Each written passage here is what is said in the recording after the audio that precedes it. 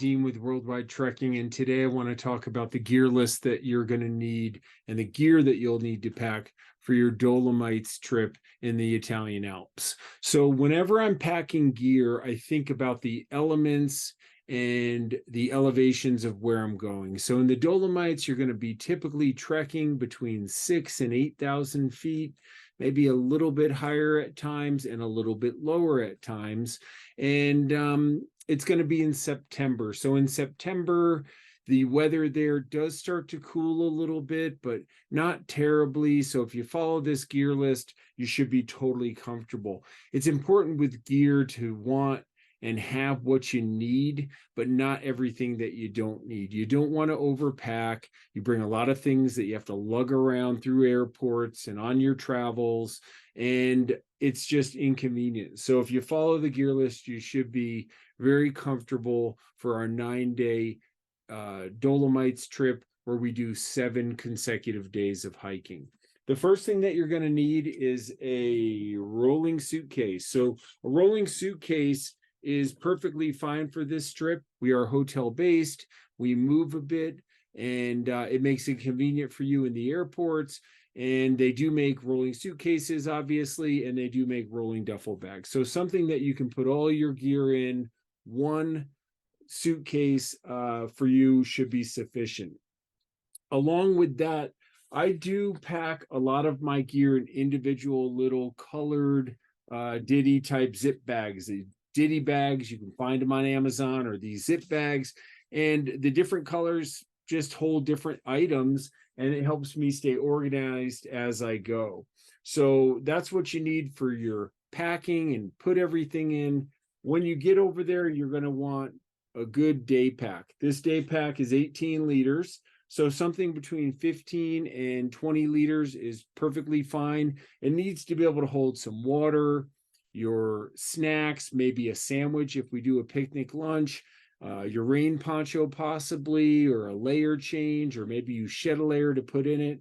Also to have some sunblock and that kind of thing in there is super convenient. I do like this brand. It's Gregory. I like a number of different brands, and they oftentimes come with a rain cover included. And that's always a nice option, because that way you know it's going to fit your pack properly, and you already have it. So it's a nice feature with some of these packs. You want to have a good sternum strap across the chest, and you want to have a good waist belt to keep it on your hips, so it helps carry some of the weight on your hips. Another feature of this pack that I like are these hip pockets. They're little pouches on both of the hip straps, and in them I can put some hand sanitizer on one side. I can put some sunblock and lip block in the other side, where it's convenient to get to. So that helps me when I'm choosing a day pack. It also has a couple chambers up here for different items, a small pouch pocket at the top for some of the smaller items that make it convenient to get to during the day. On the packs, another item that's really nice feature to have is, and they'll advertise it when you're buying it. Say you buy it on Amazon, they should show you, or in a store, that they hold trekking poles. So this loop here and this little cinch up here helps hold my trekking poles. We do recommend you bring trekking poles, and this way you can put them on your day pack before or after your hike. Maybe you're walking around town, or you don't want to use your trekking poles. It's a convenient place to stash them while you're not using them. So as we go down the list now, I want to go over your clothing items that you're going to want to wear and the way to think about it. We think about it in a 4-layer system. So we start out with a light layer, and we can add layers over that right to a shell layer. And it makes it so you can monitor your body temperature. If you're hot, you can shed a layer. If you're cold, you can add a layer. So everything should layer right up. So if we start at the bottom, I would go to my orange pack, and I would get my shirt layers. And the first thing I'm going to want is a few of these wicking type poly t-shirts, short sleeves, wicking type material, and really convenient. I bring about 3 of them, maybe 4, and we do 7 hikes. That way, after a day when we're in a double night in a hotel, you can wash that out in the sink, clean it basically, and hang it out to dry. The next day while you're hiking, it can dry out, and you could wear it again later on in the trip. Then I bring a zip tee. This is also very light material. It does zip at the neck to help me ventilate or just make it more comfortable, but it does have long sleeves. So I could wear my t-shirt layer and then this over the top, which would add an extra layer of warmth, just covering the skin on my arms, and now a double layer. Aside from that, I could add or not wear that and wear the same style shirt. So it's a zip at the neck. It's got a small pocket on the chest. And then this also has long sleeves, but it's a little heavier material. So now I could wear any combination of those layers depending on the air temp and the day that I'm looking at. So I have those few layers for my upper body to keep me comfortable. As I get into a little bit cooler conditions, if I wanted to, I have a small, lightweight insulated jacket. This has a hood, which helps if I wanted to put my hood up, but also insulates my torso and has long sleeves, and I can wear it over any combination of those lighter layers. And then, of course, really important to have a good shell jacket, hooded shell jacket. This one's Gore-Tex. I do recommend Gore-Tex or a good shell jacket. You know, again, if we get up to the top of a lift and the wind's picked up or the temperature's a little cooler, if it starts to precipitate, maybe rain, any combination of these layers and your shell jacket is going to be super important. That being said, I think another really important item for us to have is a good rain poncho. A rain poncho might be worn on a day where it rains out, but it's a little warmer out. And if you wore your shell jacket, you're going to be far too hot, but it's raining out, so you want to stay drier if you can. The rain poncho is a good protective item, protection in case it rains really hard or it rains for an extended period of time. Any shell jacket that breathes is also going to wet through if it rains for very long. So good rain poncho is a really good thing to have on a day where maybe it's raining out, but we still want to go for it. We're still going to hike, and it covers your day pack. It covers your body. It goes down your legs a little bit, and it really helps keep you drier and out of the elements. Then on the lower body, you're going to, my blue pouch here has my lower body layers in it. So if I look at my lower body and the types of things we might want, you know, good pair of hiking shorts. I know a lot of people like hiking shorts in September in the Dolomites. We can have very nice days. Hiking shorts are very comfortable to hike in. And then I like a 3/4 inch, 3/4 length hiking short that goes down just below my knees. And then, of course, you're going to want a couple pair, probably at least a pair of long hiking pants. So full length hiking pants is also important in case we do have days where you definitely don't want to hike in shorts. Sometimes people ask me when the weather's changing or depending on where we're going for the day, like, can I hike in shorts? And a lot of times you could hike in shorts, but what if it changes during the day? The mountain weather changes quite frequently, and it can change, especially throughout the day by the afternoon, and we're still out on the trail. So on those days, it's important also to have a good pair of shell pants. So you're going to want these in case we have a rainy day anyway. But whenever somebody wants to hike in shorts, I tell them just put their shell pants in their backpack. And these, you know, are very light. They pack very small. I could roll them up, put them right in the bottom of my backpack. And if I was wearing shorts and the weather changed, I could always put my shell pants right over the top and be protected from, you know, some rain or some wind or even cooler temperatures. So that's all really important to have. On the headwear end of things, we're going to want to protect ourselves from the sun. So you're going to want to have a good sun hat. I prefer a baseball cap. There's a lot of different sun hats that you can have, but a good sun hat is important. We do see hopefully a lot of sun on our trips. And then a good pair of sunglasses. Obviously, you don't need some high end. You don't need to go out and invest in a new pair of glacier glasses or something like that for the mountains. But it is a good idea to have glasses that fit tight around the sockets of your eyes here. So there's a good protection from the sun, the high altitude sun, but also if the wind picks up or there's any dust or stuff blowing in the air, a good set of glasses that protects your eye sockets is super important. Then I have another little pack here that has a few other items that I can put this whole thing in my day pack if we need to. I've got a small beanie hat in combination with my hood, can be very comfortable if we have cooler temps. I like to wear neck buffs. I wear neck buffs a lot, even on sunny days. These protect the skin on my neck, from the sun. And if I want to, I can pull it up over my ears. I can wear it with a baseball cap. I can wear it with my beanie hat. A lot of combinations that you can wear neck buff with. And then just a light pair of gloves. So these are just light North Face fleece style gloves, windstopper fleece style gloves. It shouldn't get colder than this on the trip. For you, and a good pair of gloves like that, just a light pair of gloves, should be plenty for what you need. As far as footwear goes, it is important to have good footwear, obviously. And a couple things that I do make sure is I like a good travel shoe, just a low top running type sneaker shoe. Some people like slip-ons, something that you can wear around the villages, something that you can wear on the airplane, something that you can wear to dinner. There's a lot of things that you can do there. But then a hiking shoe is really important. So there's a couple types of hiking shoes.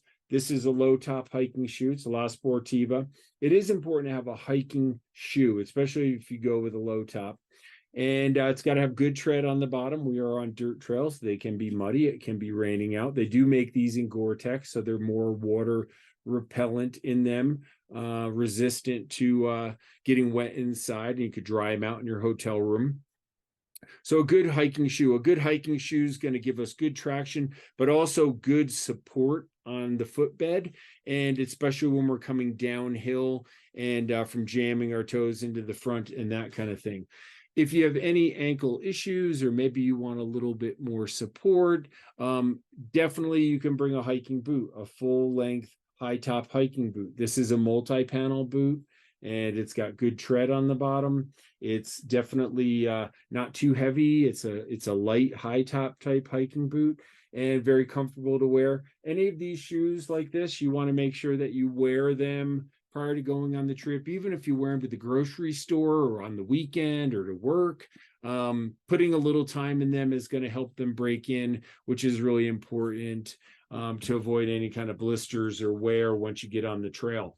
With any shoes that I bring, I usually bring some kind of bag like this to, put them in. And that way I put it away in my suitcase and I don't get the dirt and debris in the suitcase as well.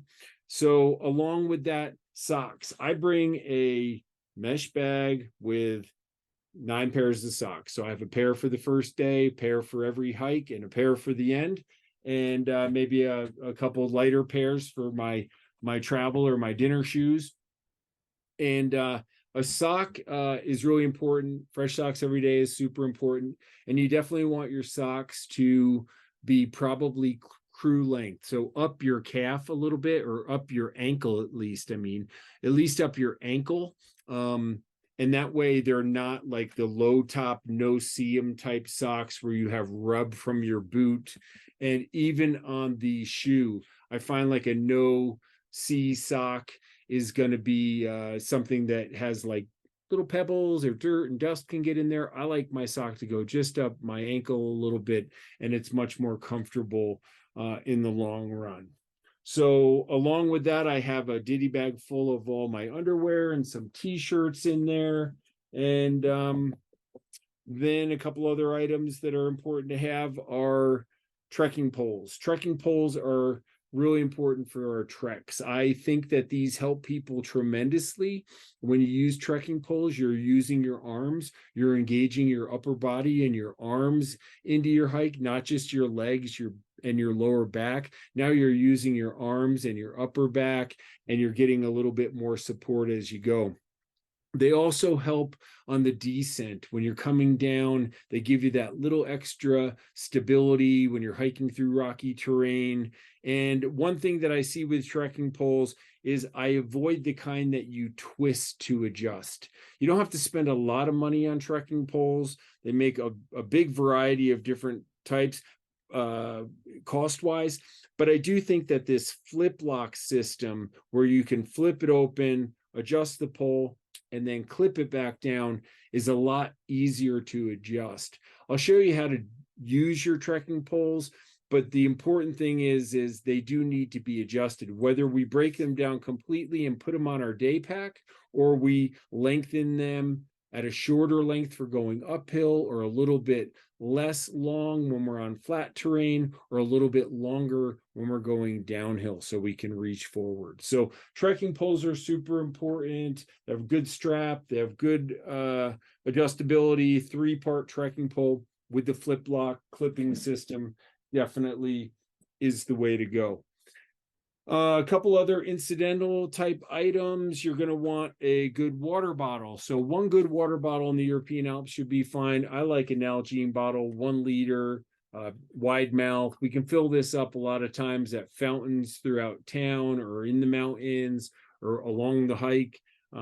We drink water before we head out in the morning. We refuel again midday or so. So one good water bottle should do it. We're also going to give you a little pack like this. This is just a drawstring reusable cotton bag that you can keep some trail snacks in. And then you'd have your toiletry kit, obviously, any of your personal toiletries that you're going to want along the way. And then you can have a small medical kit. You don't need a tremendous amount. What I see people oftentimes need on the trips is a Band-Aid, or maybe a blister oval, that kind of thing. Your guide's going to have an extensive medical kit if there's any kind of other problems. Any kind of personal meds are important to have. So if you have some ibuprofen, or maybe you get motion sickness and we take van rides, so you want a little Dramamine or something like that. So some personal meds are important. If you do have personal prescription medication, it's important that you carry them on your